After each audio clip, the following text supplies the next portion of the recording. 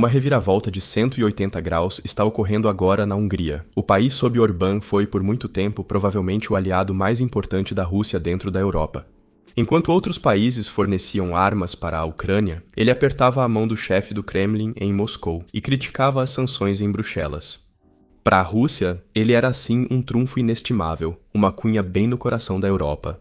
Em troca, foi recompensado com importações de energia a preços baixos, ao manipular habilmente ambos os lados um contra o outro, mas esses tempos parecem ter acabado. Então, de repente, o clima muda. O único amigo da Rússia está sob enorme pressão, e isso vindo de 3 direções diferentes. De Washington, de Bruxelas e, ironicamente, do próprio povo, que rejeita cada vez mais a guerra de Putin. A estratégia de Orbán de anos colocando todos contra todos em relação à Rússia agora ameaça se voltar contra ele. Sua dependência energética se torna uma armadilha, seus vetos um fardo e sua lealdade a Moscou pode acabar lhe custando justamente aquilo que mais valoriza, o próprio poder. E assim, Orbán de repente começa a usar palavras bem diferentes e conciliadoras em relação a Bruxelas e adota uma retórica cada vez mais contrária a Putin. Há mais por trás disso. Já passou da hora de analisarmos a Hungria. Como a maior bastião de Putin na UE começou a vacilar. Por que agora os eleitores de Orbán se voltam contra a Rússia? Moscou pode perder seu último aliado na Europa? Os dias de Orbán estão contados? Vamos analisar todas essas questões interessantes no vídeo de hoje. Divirta-se!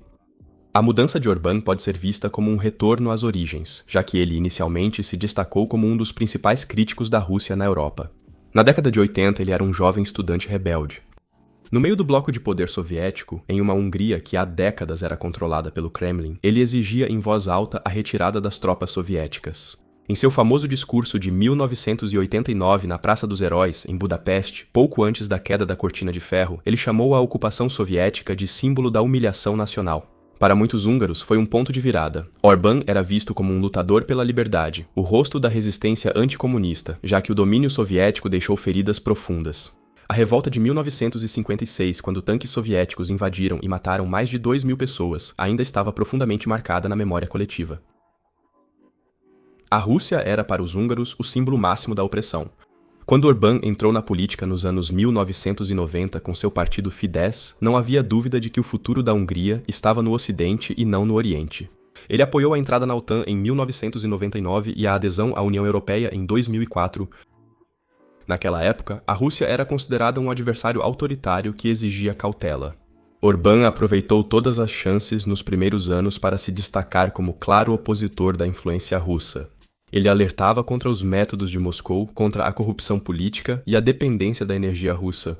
Sua postura era clara. A Rússia nunca deveria voltar a determinar o que acontece em Budapeste. Mas então veio a crise financeira global. Bancos internacionais impuseram austeridade e muitos húngaros perderam o emprego.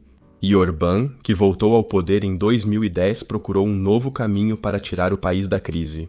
E ele o encontrou justamente onde menos se esperava, em Moscou. E assim começou uma mudança de rumo político que até hoje preocupa a Europa. De um crítico ferrenho da Rússia, em poucos anos ele se tornou um admirador do modelo autoritário. Orbán conseguiu, em pouco tempo, transformar a Hungria em um estado iliberal, seguindo o modelo russo e chinês. A ideia: soberania nacional acima da interferência ocidental, ordem em vez de democracia liberal e controle em vez de pluralismo. O que era uma política energética pragmática virou uma aliança ideológica, com Orbán tornando-se o principal intermediário dos interesses russos na União Europeia. Porque a Hungria passou a ficar cada vez mais dependente da Rússia. Em 2014, Orbán assinou o polêmico acordo para a expansão da usina nuclear húngara de Paks. Financiado por um empréstimo russo de 10 bilhões de dólares, uma quantia que deveria amarrar a Hungria a Moscou por décadas. Logo após, foi firmado um contrato de gás de longo prazo com a Gazprom, garantindo à Hungria preços de energia com os quais outros países da UE só sonhavam, mas tornando o país totalmente dependente das importações russas de energia. Quando em fevereiro de 2022 tanques russos cruzaram a fronteira com a Ucrânia, Orbán se deparou com o maior desafio de política externa de sua carreira. Para quase todos os países da UE, ficou claro que era uma guerra de agressão e violação do direito internacional, exigindo resposta unida do Ocidente. Mas Orbán escolheu outro caminho. Um caminho que acabaria isolando a Hungria de forma definitiva. Enquanto todos os outros países europeus aprovavam o envio de armas e impunham sanções severas contra Moscou, Orbán falava em neutralidade. Ele recusou o envio de armas à Ucrânia pelo território húngaro e bloqueou repetidamente novos pacotes de sanções no Conselho da UE. Sua justificativa: a Hungria não deve ser arrastada para uma guerra que não é nossa, mas por trás dessa suposta neutralidade havia uma política de interesses bastante dura. Orbán sabia que sem o gás russo a economia húngara colapsaria. Na época, mais de 80% do gás e grande parte do petróleo consumidos pela Hungria vinham da Rússia. Cada sanção contra o setor energético russo atingia diretamente Budapeste. Ele argumentava que as sanções prejudicariam mais a Europa do que a Rússia. Uma narrativa que foi recebida com alegria em Moscou. Em Bruxelas, por outro lado, causou indignação. Políticos da Polônia e dos estados bálticos acusaram Orbán abertamente de ser o cavalo de Troia de Putin na União Europeia. A ruptura se tornou definitiva quando a Hungria se opôs aos novos pacotes de ajuda da União Europeia para a Ucrânia e bloqueou negociações de adesão em Bruxelas. Ao mesmo tempo, ele causou indignação com insinuações vagas sobre a minoria húngara na Transcarpátia. Em entrevistas, ele declarou que a Hungria tem um interesse histórico especial nessa região, uma formulação que foi entendida em Kiev como uma ameaça explícita. A princípio, porém, a manobra entre os lados parecia funcionar por algum tempo. Orbán continuou recebendo verbas da UE, aproveitou o petróleo russo barato, seguiu encontrando Putin no Kremlin e até viajou a Washington para ver Trump. Mas esse jogo perigoso acabaria se revelando uma ilusão, que poderia custar a Orbán todo o seu poder. A situação geopolítica mudou muito nas últimas semanas e, ironicamente, agora a oposição vem da Casa Branca. Segundo Trump, a Rússia foi longe demais e agora precisa pagar o preço por isso. Na Assembleia Geral da ONU, ele solicitou que todos os países europeus parassem imediatamente todas as importações de energia da Rússia. Na mesma declaração, ele disse que poderia ligar para Viktor Orbán para convencê-lo a parar de comprar petróleo russo. Segundo vários relatos da mídia, Trump fez uma ligação direta ao primeiro-ministro húngaro e deixou claro, sem rodeios, que sua paciência com desculpas para Moscou estava esgotada. Orbán alegou que a Hungria não tinha alternativa viável ao petróleo russo e que sua economia colapsaria sem ele.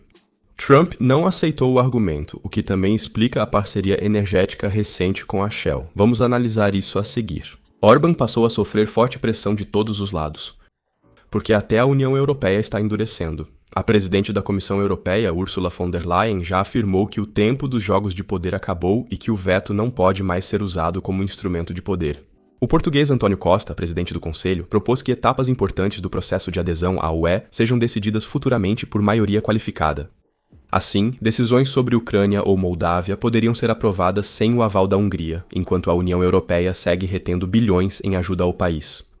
Sem fundos do Programa de Recuperação da Covid e de programas estruturais, os projetos de prestígio de Orbán, como infraestrutura e energia, estão cada vez mais parados. Isso ocorre em sua maior crise política, com eleições parlamentares se aproximando e pela primeira vez em mais de uma década seu poder realmente ameaçado. A economia húngara está em recessão. A inflação é uma das mais altas da Europa e muitas famílias mal conseguem arcar com o aumento do custo de vida. Por isso, o clima no país mudou. Pesquisas mostram que a opinião pública sobre a Rússia mudou radicalmente. Há poucos anos, muitos húngaros viam Moscou como um parceiro confiável. Hoje, porém, mais de 60% rejeitam abertamente a política de Putin. Só 2% ainda consideram a Rússia um aliado estratégico. Já 59% dos entrevistados apoiaram uma aliança econômica mais próxima com a Alemanha, defendida principalmente pela oposição. Mesmo no Fidesz, 54% apoiaram a aliança com a Alemanha, enquanto só 21% preferiram cooperação mais estreita com a Rússia.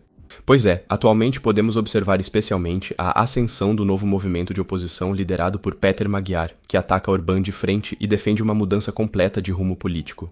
Magyar, que já foi membro do Fidesz, se apresenta como uma alternativa conservadora sem corrupção e sem dependência de Moscou. E sua mensagem está sendo bem recebida. Ele acusa Orbán de ter levado a Hungria ao isolamento e de ter colocado os interesses da Rússia acima dos interesses dos próprios cidadãos.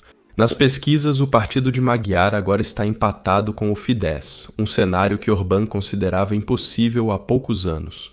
Por isso, agora é realista que Orbán deixe o cargo a partir de abril, o que também explica sua mudança repentina de postura. Em setembro, ele assinou o maior contrato de energia ocidental da história da Hungria com a Shell. O acordo prevê fornecimento de petróleo e gás natural liquefeito não russos e visa diminuir gradualmente a dependência da Hungria de Moscou. E até mesmo suas palavras em relação ao UE de repente ficam muito mais suaves, com muitos já falando em uma reviravolta de 180 graus. Se isso realmente vai ajudar Orbán a vencer nas eleições que acontecem em poucos meses, ainda é uma questão em aberto. O que vocês acham que rumo a Hungria deve tomar a partir do ano que vem? Comentem aí. Se vocês também se interessam pela situação atual em Kaliningrado, então eu recomendo muito este vídeo. Deixem um like no vídeo, a gente se vê na próxima, até lá, tchau!